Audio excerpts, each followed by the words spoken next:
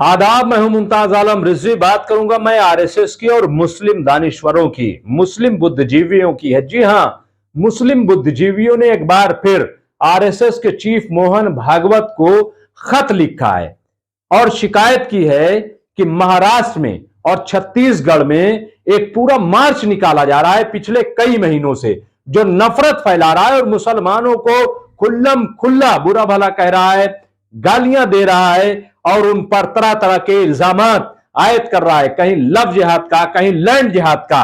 लेकिन उनके खिलाफ कोई कार्रवाई नहीं हो रही है और पुलिस के साए में यह सब कुछ हो रहा है।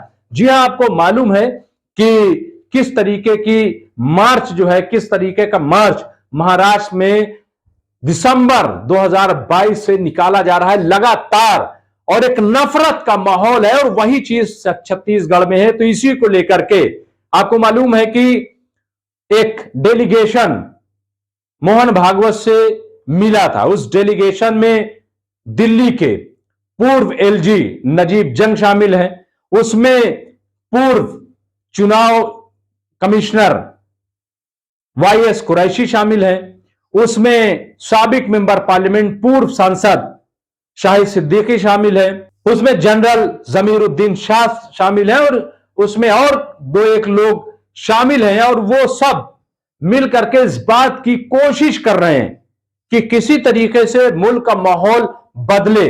मुल्क में जो नफरत का माहौल खड़ा कर दिया गया है और इस्लामोफोबिया वाला माहौल बना दिया गया है, कहीं लव जिहाद के नाम पे, कहीं लैंड जिहाद के नाम पे, तो कहीं गौ रक्षा के नाम पे, और न जाने किस किस। तो इसको लेकर के जून 2022 में एक डेलीगेशन डॉक्टर मोहन भागवत से मिला था, और मिलने के बाद कई मामलों में बात हुई थी।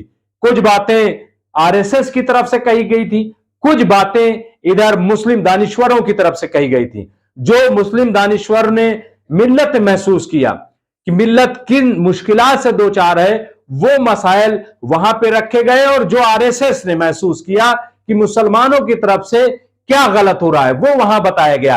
वो तमाम चीजें आपके सामने हैं।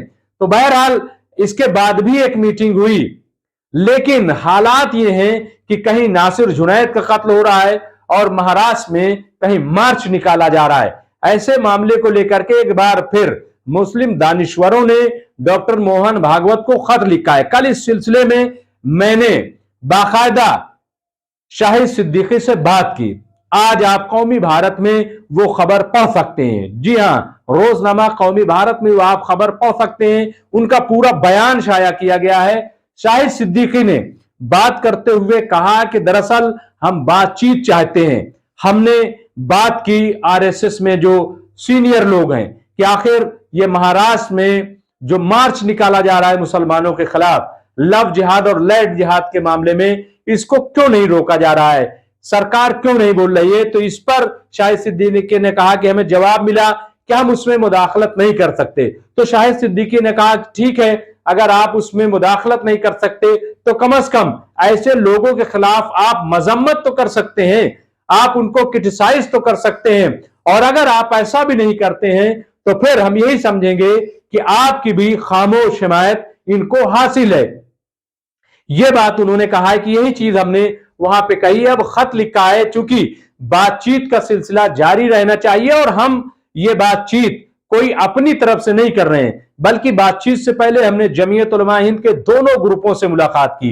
बातचीत से पहले हमने जमाते इस्लामी के जो सरबराह उनसे मुलाकात की, और बातचीत से पहले जो all India Muslim personal law board के सदर हैं, हमने उनसे भी, मौलाना राबे हसनी साहब से भी मुलाकात की, और भी जो तंजीमें, उनसे मुलाकात करने के बाद जब उनकी रजामंदी हुई तब हमने आरएसएस से ये बातचीत का सिलसिला शुरू किया है। इसमें सब शामिल है, और इसका मकसद सिर्फ ये है कि किसी तरीके से मुल्क में अमन कायम हो। शाहिद सिद्दीकी ने कहा कि दरअसल हमारी फिक्र मुसलमान नहीं है, बल्कि हमारी फिक्र मुल्क है, मुल्क की फलाह है, मुल्क का अमन है कि यहां कैसे अमन कायम रहे। तो बहरहाल हम बातचीत करेंगे, क्योंकि उन्होंने कहा कि हुजूर सल्लल्लाहु अलैहि वसल्लम अपने बदतरीन मुखालफीन से भी मुलाकातें करते थे, उनसे बातचीत करते थे, मसले को हल करने की कोशिश करते थे।